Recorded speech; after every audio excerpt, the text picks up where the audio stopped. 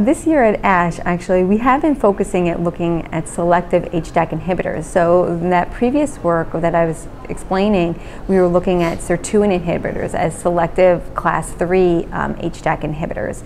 This year we're looking at selective HDAC6 inhibitors. HDAC6 is a class 2B HDAC and works very differently from the class 1 and class 2A. It works mainly in the cytoplasm, and its effects act on molecules such as, or proteins such as tubulin, and it facilitates the misfolded proteins within a cell to the agrosome for proteasome-independent degradation.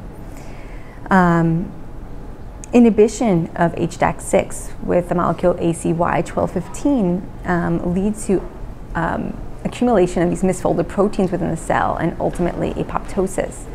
Lymphocytes, as you might imagine, have a very high burden of misfolded proteins as they produce lots of proteins when they're making antibodies and inflammatory cytokines and chemokines.